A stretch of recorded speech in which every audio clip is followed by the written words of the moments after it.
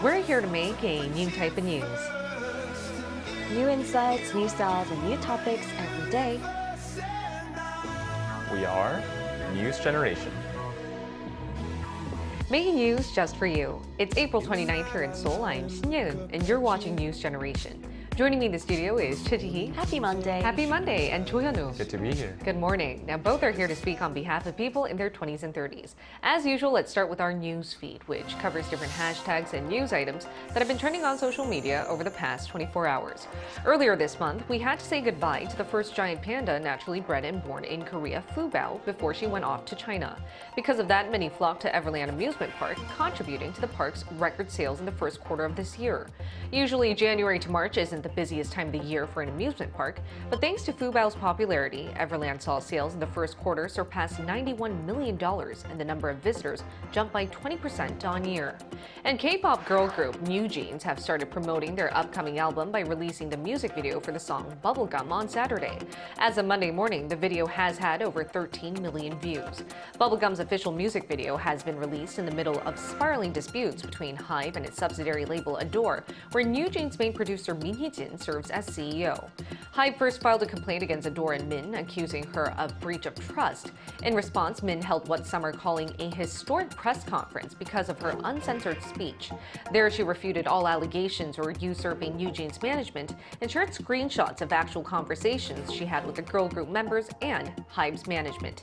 Moving on, recently there has been a surge in the number of posts warning travelers planning a trip to Korea to be aware of hidden cameras. The number of hidden camera-related reports filed to the police from the years 2017 to 2022 surpassed 39,000.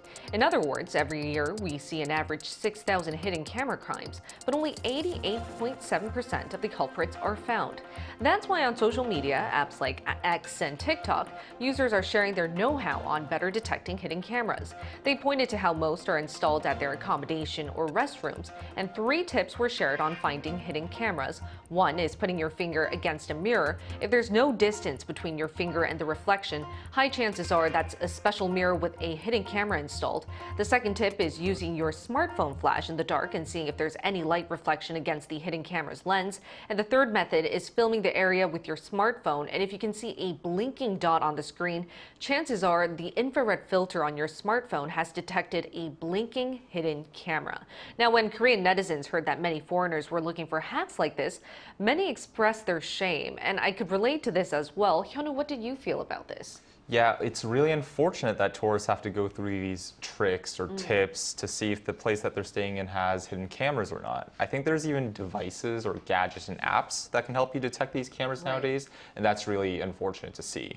I've heard of similar cases and reports in countries abroad, so while it's not completely surprising to see that Korea is facing the same problem, I feel like foreigners would feel more uneasy traveling here because of these concerns. One good thing is that most of the accommodations here are business owned, so like hotels, and you don't really find as many homestays or Airbnbs as you would find in other countries. This means that these businesses need to do more to protect their guests, like checking and scanning for hidden cameras before they check in. Regular monitoring seems to be key, especially because we can all relate whenever we go to a new country or when we go traveling. Accommodation is so important. You just want to rest so you can go on with your next day itinerary. But to feel that you have a hidden camera that's spying on you, I think that would make a lot of people nervous. And as a South Korean, I'm quite sad to hear that many foreigners are considering this before coming in, right? Exactly. It's very disheartening. And ever since, it's been 5 years since the notorious Nth Room case, which was a criminal case involving blackmail and cyber sex trafficking and the spread of exploitative sexual videos on Telegram was uncovered. Illegal filming still remains widespread in the country, and it's very disappointing that hidden camera detectors have become a must-travel item for foreigners traveling to Korea. And I would like to add one more tip to the 3 that you mentioned before. So when you're in a room or in an accommodation, try turning on your Wi-Fi connection and be suspicious of any Wi-Fi names that are complicated and long with different letters and numbers and some other, what do you call them? The other signs. Right, like symbols or Symbols, signs, yes. because that might be a hidden camera just linked to it and you can see through the connection there. I think that's a really good tip, but hopefully it's not up to us to be worrying. We'll see, as Hyunwoo mentioned, better businesses incorporate more policies or the government take up their action so that we can welcome more foreigners and they don't have to be worrying about these spy cameras. Now let's switch gears to our main topic of the day now. What used to be a niche aspect of K-pop culture has now become more common. To find out what I'm talking about, take a listen. Virtual idols, the next big thing in K-content. Combining aspects of K-pop and advanced technology, virtual idols are digital artists that dance, sing, and interact with fans using motion capture technology and artificial intelligence. A popular virtual boy band that has been taking the K-pop scene by storm is Plave. Plave is a 5-member boy group whose second mini album sold over 570,000 copies within a week of its release last month.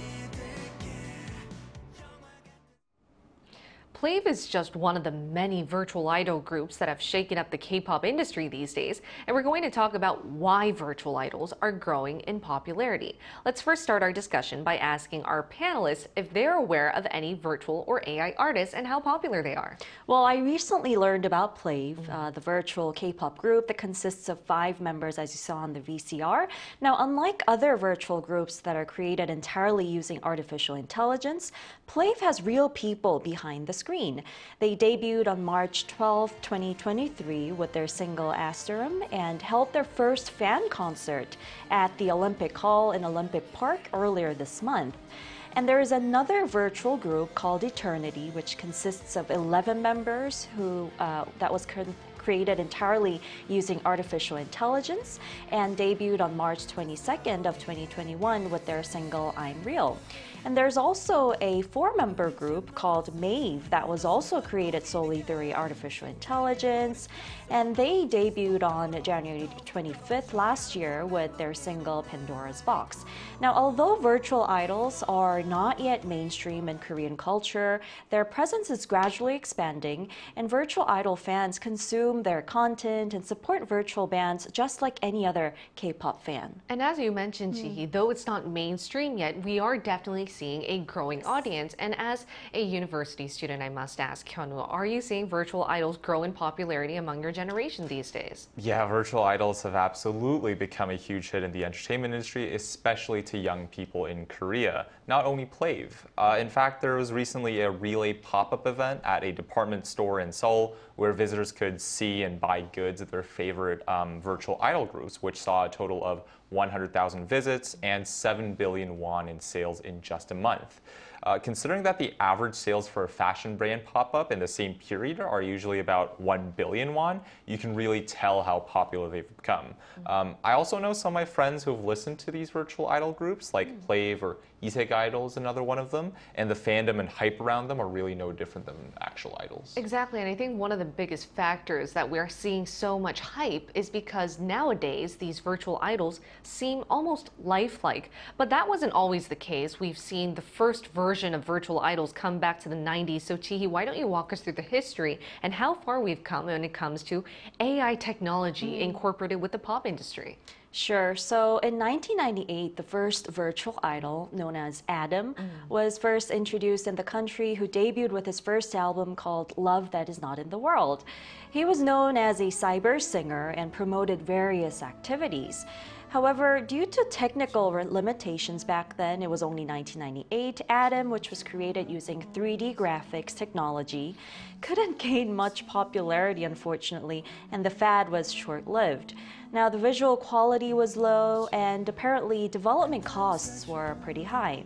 Then, with the normalization of non-contact and online connections during the COVID-19 pandemic period, the metaverse emerged as a socioeconomic megatrend, and the virtual market expanded exponentially.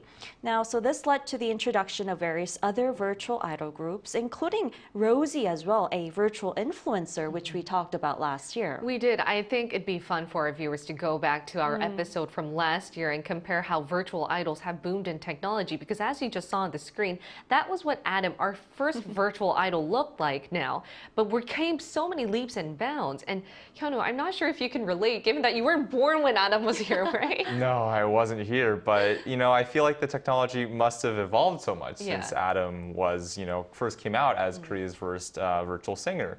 Today, advanced tracking gear and software make it possible for the words and movements of a real person to be displayed in real time through a virtual character. So it's really fascinating to see everything from their facial expression to the smallest things like their hand movements being replicated in the virtual world. It's really no different than interacting with a real person or idol, except the obvious fact that they're seen through or like a monitor or a screen of some kind instead of being in the physical world. What's also interesting is that even way back in the 1990s, people included detailed backstories, features, and personalities in these virtual idols. Much like a real person, they have birthdays, favorite colors, and distinct traits that don't necessarily have to be in the real world or based on the real person. Right, and some might ask, then why not just fangirl or fanboy over a real idol? And I think that's a point we should be mentioning.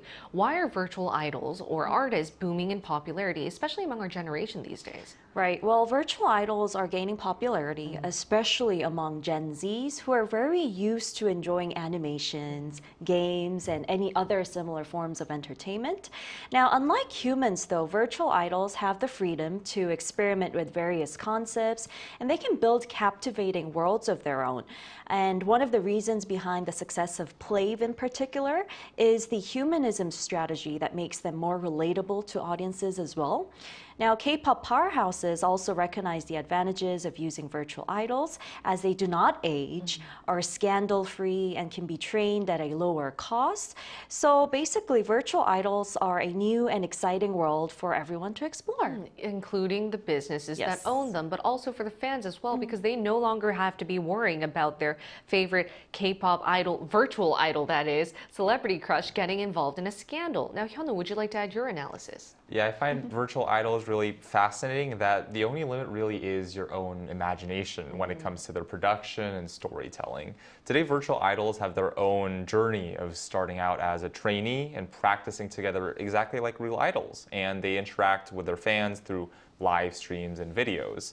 Because they're no longer limited by the constraints of the physical world, they can choose to be in any virtual environment at any time, which could be a park or outer space, and that differentiates them from real-world idols. An added benefit of them being loosely associated with a real person, but not being the actual person themselves, is that, like Chi mentioned, they don't have to go through the personal privacy issues like some idols go through, like stalking. So the risks of them being caught in scandals or controversies are far lower. And I love it. I love your saying the only limitation is your imagination. That's why we can see them in so many different settings and so many different concepts. And we asked our viewers if they have any popular or favorite notable virtual idol groups or artists in their countries. If so, for them to share with us. If you take a look at the screen, you can find out what 3 of our global viewers had to share. Let's start with Benny. Benny says, in the Philippines, we don't have yet a virtual idol group or singer, but what I think of is the virtual girl group Maeve and virtual boy group Plave. Some say they don't like the concept of having a group like it, but for some, they are highly appreciated due to their great music. Leon said Singapore has not yet produced a widely popular virtual idol, but there is an increasing interest in virtual entertainment concepts. And Leon is also familiar with Plave. Tasmia says there are no virtual idol stars in my country, but I do like a pokey, a rabbit living somewhere in space. So I guess that the virtual idol scene is being led by K-pop at the moment, which is why we're now going to turn to a pop culture and entertainment expert who will read into how advanced AI and computer graphics are here in the country to be pumping out virtual artists, and we're going to ask for his analysis and forecasts of this evolving trend.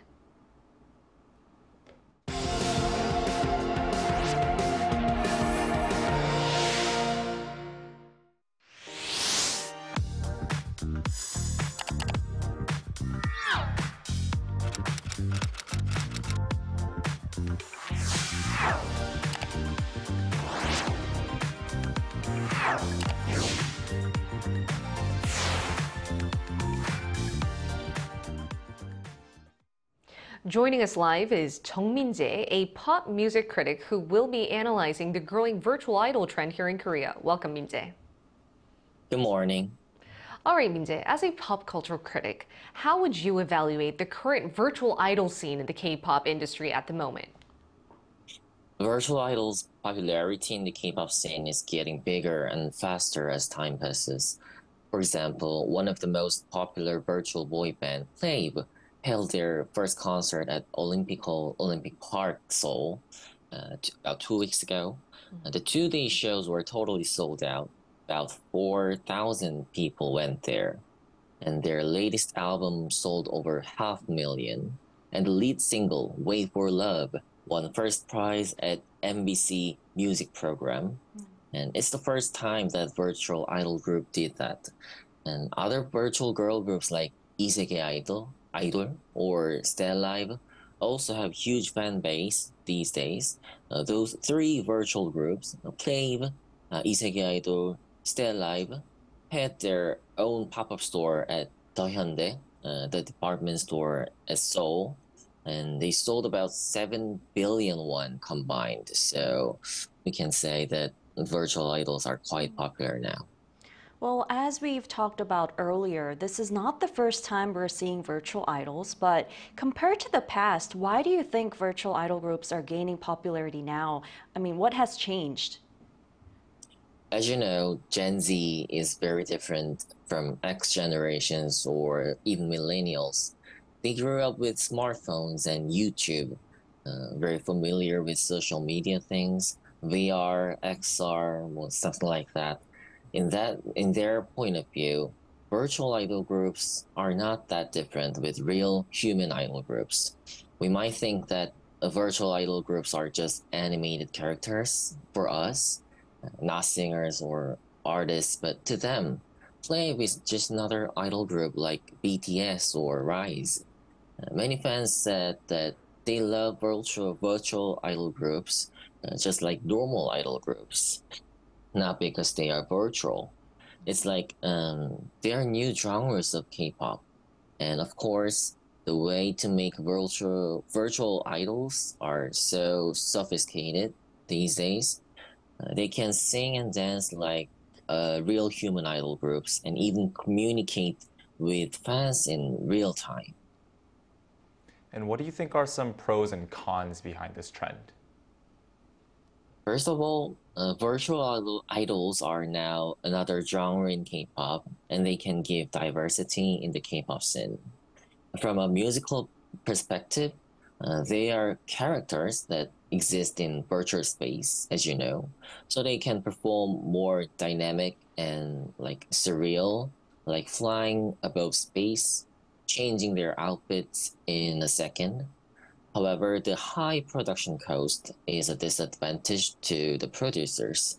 In fact, Plave said that their two-day sold-out shows were in the red because of the production cost. So producers need to establish more ways for stable and certain revenue generation. Especially since that we're seeing virtual idols take the K-pop scene by storm, I do think that more agencies are going to be jumping onto this trend. Thank you so much. It was a pleasure talking to you today, Minjae. Thank you very much. Thank you. All right. And as we were talking about, I do think that Gen Z is welcoming this new trend where we're seeing virtual artists not too different from actual human artists. But what would you guys in the studio like to see when it comes to this trend boom from now on? As Minja told us, there are some pros and cons and some areas of improvement for sure. But how would you like to see this trend continue to envelop? Well, first of all, it's quite impressive, really. But I'm uncertain if the flawless characters could be the future of K-pop and achieve mainstream success. And I believe that people and fans admire the imperfection and the human side of real idol groups, and fans enjoy seeing flawed artists who sometimes behave unpredictably and make mistakes and do crazy things even. And I think that this trend could be short-lived once the novelty wears off. And one concern that I have is that I heard these days children and teenagers, they tend to look at people, strangers, strangers as if they're virtual characters. So they're losing the respect toward them. And I hope that this trend of popularity of virtual idols don't add to that sort of a social phenomenon. I see. So the line between what an actual human Yes. is and a virtual character is blurred, because now to think of it, kids are exposed to digital gadgets and much developed AI and virtual technology at such a young age. Yeah. That's definitely something we should be tackling. Now, what are your thoughts? Yeah, I feel like the virtual idol industry still has a lot of room to grow, as it's still in its infancy with its first groups. And I especially think that how these idols interact with their fans will become an area for growth in the future. For example, we're already seeing developments in holographic display technologies where it feels like the idols are really in front of you, moving in 3D, and metaverse spaces where you can also meet them in the virtual world. I can also see these virtual idols being combined with developments in artificial intelligence, for example, as we'll probably get to see fully non-human idols doing the same thing that real idols and people do in the future. This means that there will also be like chatting apps where you can talk to these idols like your friends whenever you want to. This does, of course, raise an important ethical question and implication for what we can really call an idol and what they can say or do, but it is nevertheless something that I see in the future is happening. Exactly, and I am quite excited to see what is awaiting for us when it comes to virtual technology continuously evolving and changing up the pop entertainment industry. But at the same time, for any topic that has to do with technological advancement, I do hope that humans and technology can work hand in hand. No jobs are lost there. We're not going to see any replacements, but rather supplements. Now, in the meantime, we'll be here every day from 9:30 to 10 a.m. Korea time, bringing you more topics young people are talking about. Special thanks to Choi Ji-hee. Thank you. And Choi Hyun-woo. Thanks so much. All right, and thank you everyone for watching. We'll see you tomorrow. We are News Generation.